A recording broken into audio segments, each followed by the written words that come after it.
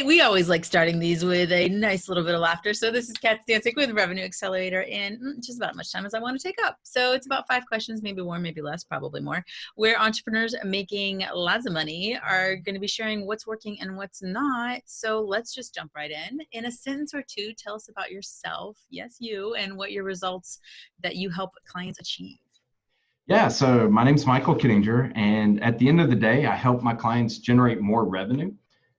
So depending on the business, the industry, what assets they currently have, we use different mechanisms. But most of my clients are good at the thing they do, and they just need help with the marketing, some of the automation, some of the getting their message in front of more people. And then I think what we'll talk about some here today is even just the follow-up sequence, right? What happens after that initial connection? And that's where so many businesses, and I've got a couple funny stories I can share with you here, but so many businesses, basically they try to be like a one-hit wonder, right? Like, hey, let me make you one offer, and if you say no, then that's it. There's no, like, I'm screwed. I'm never gonna be able to sell anything. Yeah. So, but yeah, at the end of the day, I help businesses, both local and national, international, generate more revenue. Hopefully more profit as we get it all dialed in. But there's that too. Yeah, because we all know that earning 6 figures or more isn't the same as paying oneself 6 figures or more. Exactly. It's nice. It starts getting nicer at the multiple 6-figure level. We'll just say that. So you use a pretty unique strategy. It's both organic and paid. Can you tell us a little bit more about this, I guess, dual wonder offer mechanism that you use? Yeah. So, so many people have this hard line stance where it's either black or white, right? It's either organic or it's paid, and they have that stance in so many things in life. But for me, it's all about finding what is the right mix. Paid ads certainly work when done correctly. They certainly work with retargeting, so when people come into your world, if you will, retargeting them through paid ads works extremely well. But at the same time, you don't want that to be your only mechanism, or I don't believe that should be your only mechanism. So you also need, you need a nurture sequence through emails, through text messages, through voicemail drops. Like, ideally, you want to be touching them, although that probably doesn't sound exactly right. And thanks for taking this to an R-rated level. I mean, we are not advocating that you touch your clients or prospects, for that matter. So I figured it all fit right in. No. But ideally, like, the whole idea is that people are going to need your service at a different time in their life while they're doing different things, and you just want to have that connection and that consistency, so that when they actually need your service, when they're in that pain point where they want to buy, like, you have multiple mechanisms that you're getting in front of them. Well, and that you've been staying in front of them, I think, is also something that's really important, because I know I've experienced this too. And I think a lot of people have, is a no is not a no. It's just a not right now. But if you take it as a no and don't follow up consistently with people, then you're basically shutting the door to the opportunity for them, instead of letting them, kind of keep it open, keep a little crack in the window, get some airflow. Yeah, exactly. So what is your process that you help your clients walk through in terms of setting up a, let's say it's system that helps them really convert those initial prospects, those one-time engagements into clients, and not just like low dollar clients, like you're talking high ticket clients? Yeah. So basically, and again, it kind of depends on the client itself, but essentially what we want to do is we want to identify their target market, right? Their ideal client, which most businesses don't know who their ideal client is. So you really want to get that dialed in. What are the pain points? What are their frustrations? Once you identify them, then you need to connect and engage with them. Okay. And so connecting can be through Facebook ads. It can be through LinkedIn connections. It can be through your local chamber of commerce. Like, once you identified your ideal client, your ideal prospect, you need to figure out where are they hanging out and connect, and again, connect with them. So a lot of people do that decently well. They're able to go and connect.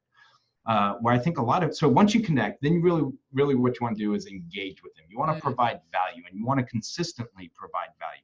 And this is, again, you go back to, well, is it paid ads? Is it organic? Well, it just depends, right? Like you can create a lot of, so I call it multi-purpose content. So in other words, you could do a Facebook Live, right? And you go and you teach. Well, you keep it under 10 minutes. You can then post that on LinkedIn, right? If you start getting a lot of engagement and comments on that video, then put some dollars behind it, run it as a paid ad. So let me go to the next level question because I know this will pop up.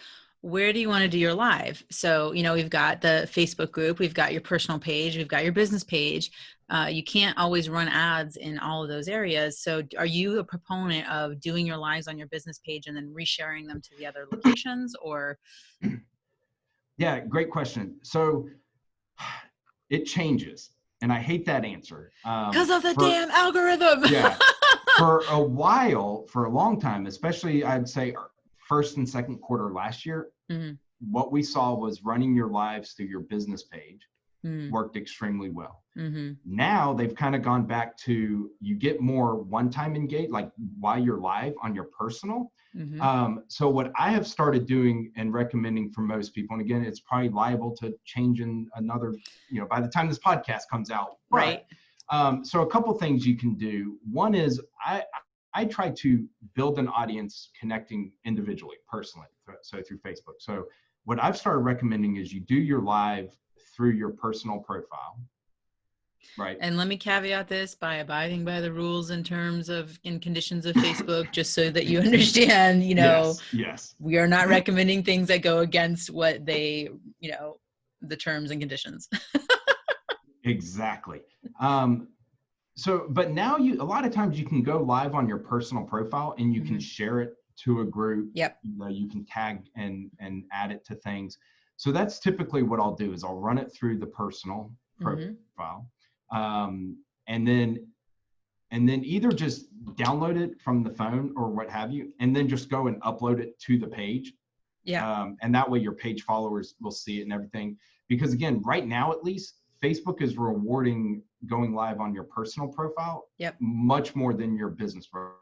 And even what's interesting, for a while it was like business profiles were the thing. And then they died down. And then it was like, hey, if you went live in a Facebook group, like everyone in the group got notified. Well, those really, I'm not seeing nearly as many notifications. No, I'm seeing a lot more as it relates to personal pages and engagement there.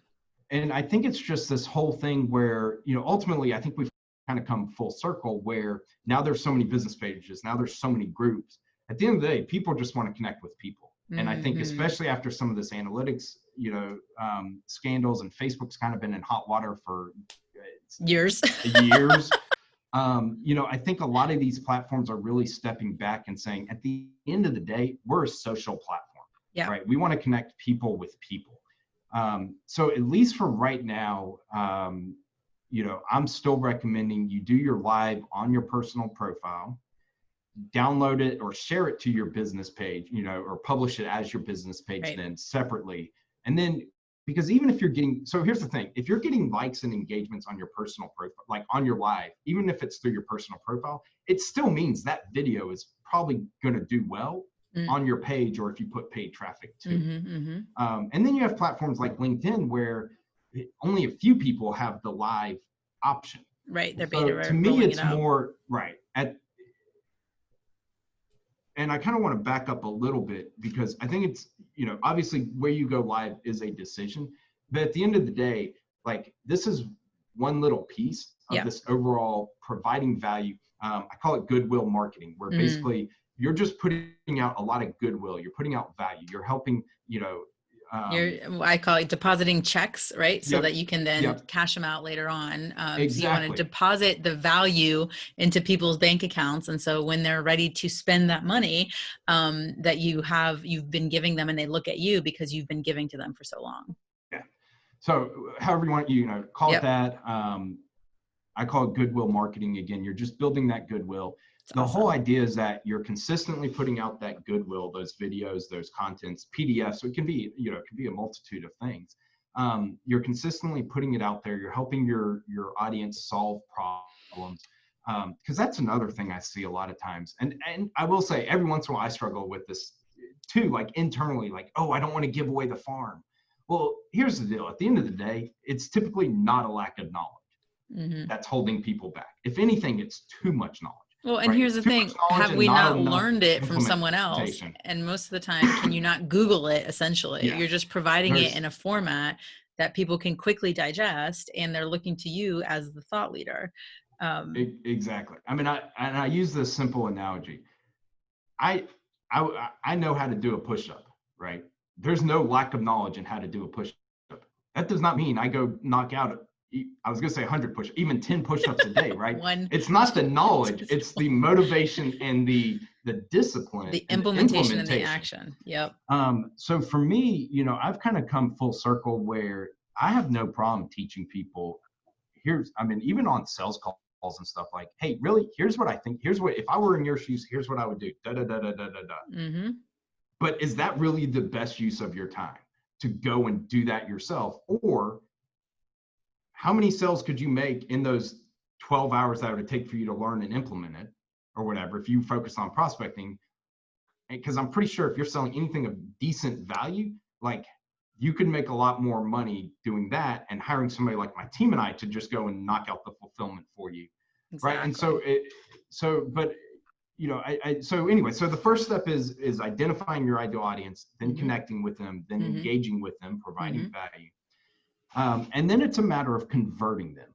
Yep. And so, and I kind of, like I said at the beginning, the conversion process is not a one-time event, right? Yep. You don't just say, hey, do you want to buy this? Nope. Okay, bye. I'll see you in 10 years, you know. And you may not always go right for the, hey, do you want to buy this, right? That's what they're talking about this whole process beforehand. It's not a connection to the sales call, right? Because a lot of people are teaching that, like, connect with someone and pitch them right away. #bro marketing.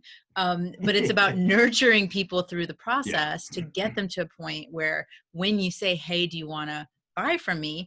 You've overcome the objections because of your nurturing and all that good stuff. But you've also made them very aware of their problem, made them very aware of the solution, and made them very aware that you're someone who can help them solve that. And that's what I love about what you help your clients do, because what you're talking about, like doing emails, doing nurturing sequences, targeting them with Facebook ads, helps them do all of those things in terms of understand what their real problem is, educate them, and help them identify what's the best solution that can solve it. Whether or not it's you, most likely is you, but that's, really powerful to help someone kind of create those systems, because people get stuck in their head in, each one of those areas. Yeah, no, exactly. So when the whole conversion process, I call it indoctrination process. And whether that's after you connect, right, you're starting to engage with them, but essentially people want to know 4 things before you can close them on a client. Okay. Who are you? What's the benefit you provide? Does it work?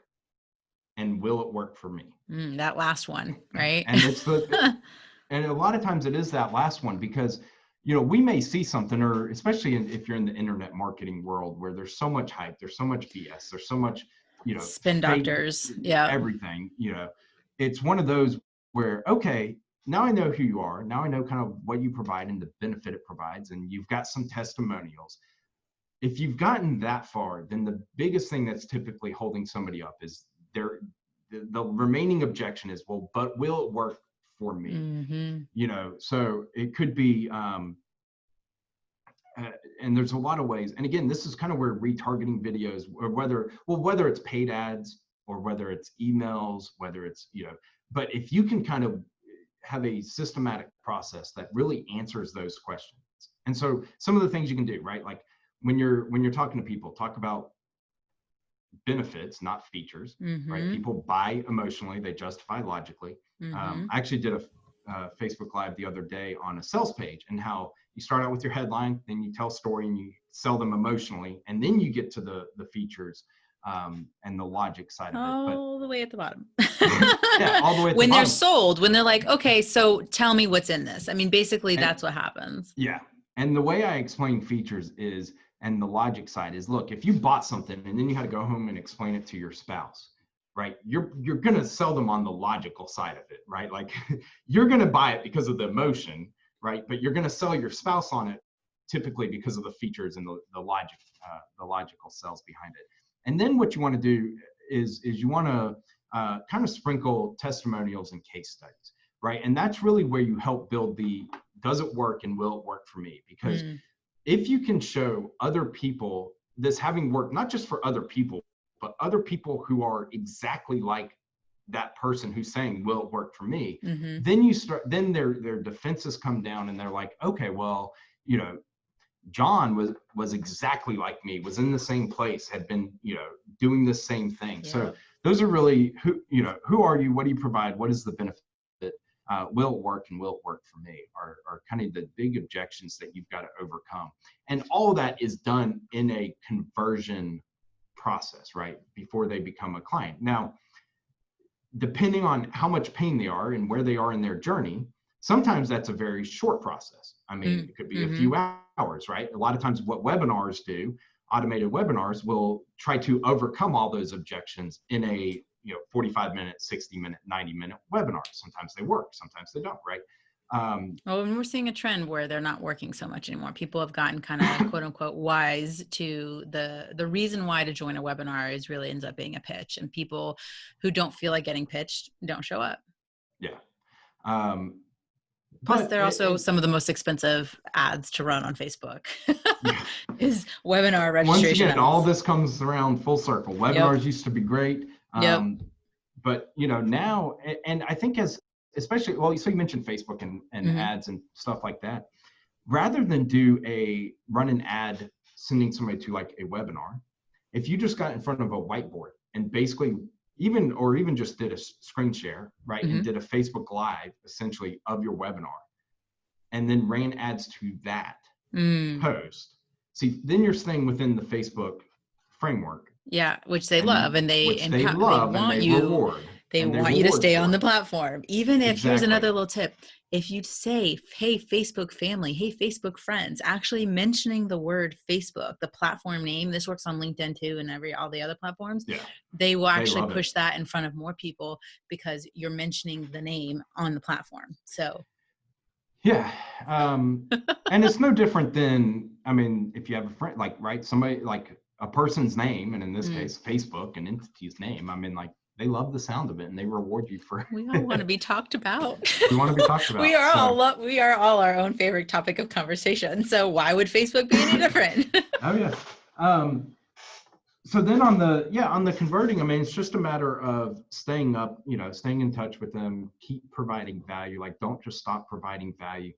And then the other interesting part is once they become a client, don't just write them off.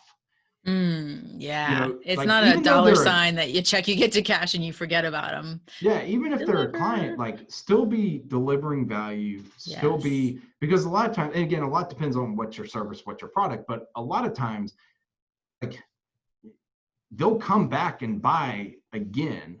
Yep. Maybe it's not the same product or service, maybe it's another one of yours, but if you just do kind of a one-time thing, you're leaving so much money on the table. And that includes coaches, online businesses, but also local clients. So I went and saw a chiropractor for months. I had hurt my back playing soccer and everything. They have my email. They sent me a happy birthday email. That is the only email I've gotten from them in a year. And I'm like, you know what? I've had back pain since then. You have insurance that covers a certain amount of procedures, yeah, I mean, right? It's like if they had really just been communicating with me and kind of kept me top of mind, or hey, it's been a month or it's been 2 months. We haven't seen you, just checking in to see how you're doing. Very canned, automated, email that feels just slightly personal. Yep. They're easy to set up and everything. But, and that's where, and especially in today's technology, another one we've been doing is text messages and voicemail drops.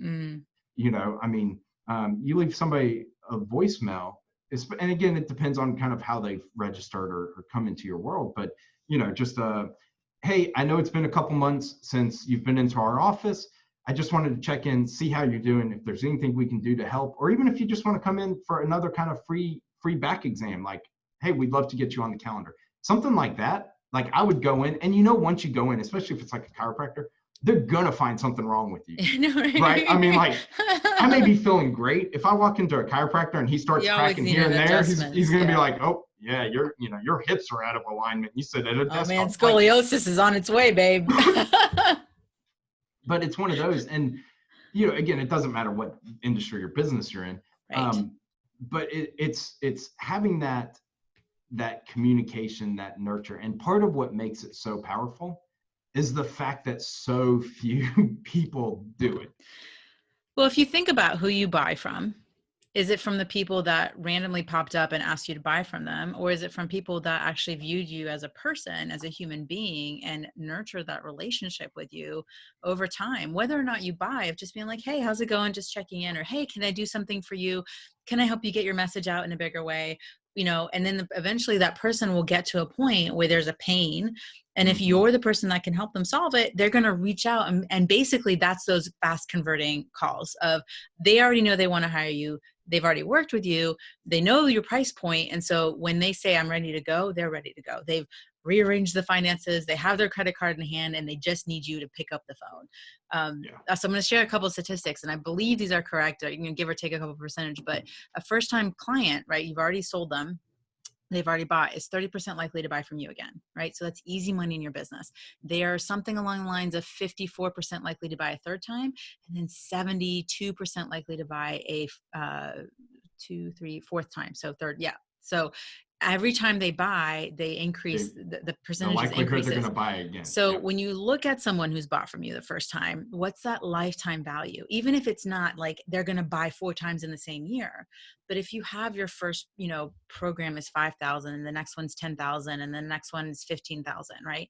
So, look at how many people buy from you. How many are going to buy that $30,000 worth from you, or 100,000, whatever that looks like.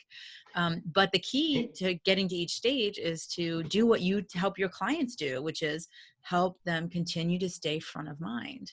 And I love your approach because it's not just the email.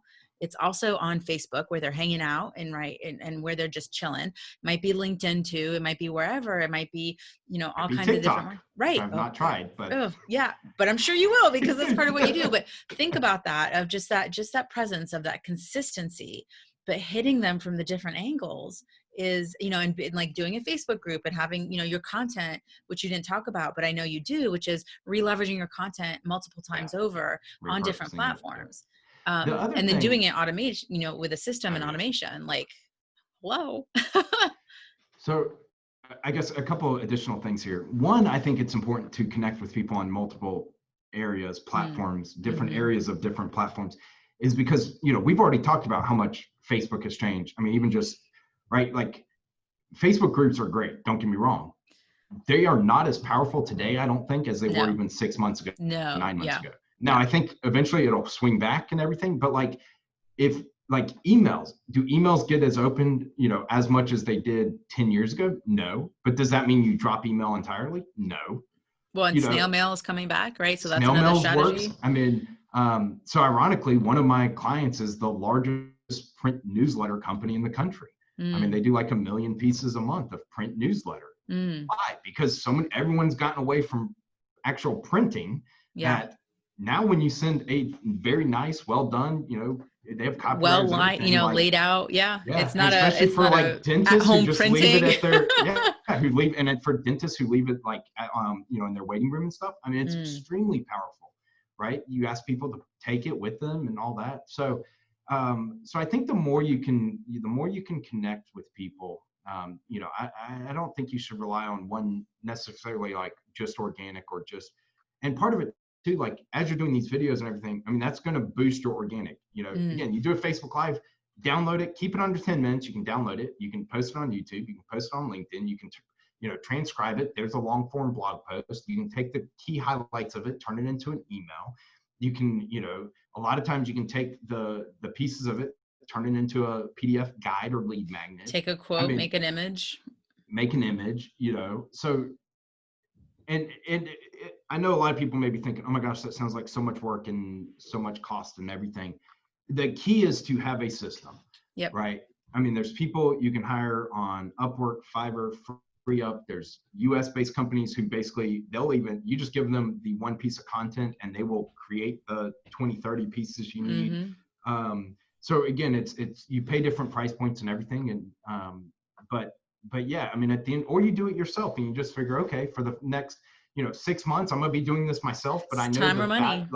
Yeah, exactly. Time or money. But I know the value it's going to provide is going to generate revenue that I'll then turn into outsourcing and automating it. So, right. And the benefit of doing it yourself sometimes is that then you can document it. You create a standard operating procedure, AKA an SOP. And then when you want someone else to do it, you hand them that document and then they can reproduce success because you have documented how you want it to look, which is what success looks like. Mike, we're kind of coming up at the top of the hour. Sorry, Michael, he's not known by Mike. We do that every now and then. Well, it's better than what you used to call me. We won't get into that. If you guys want to know, go ahead and reach out to Michael directly. Actually, Michael, how can people get in touch with you to learn more about what you do, the systems, the automation that you put in place, and the results? You guys got to check those out. Yeah, so probably the best way is just go to my website, goldminedigitalmarketing.com, goldminedigitalmarketing.com.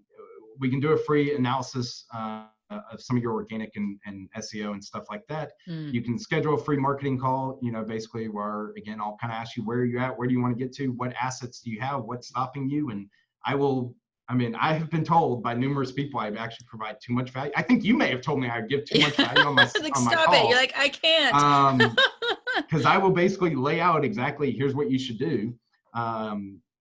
But yeah, there, and I'm always happy. Like, I love when people connect with me on Facebook. That's where I do my Facebook lives and, and try to bring as much value and drop as much value there. So. Guys, make sure you check out Michael's Facebook lives. He does drop a lot of value. Go to his website, check him out, connect with him on Facebook.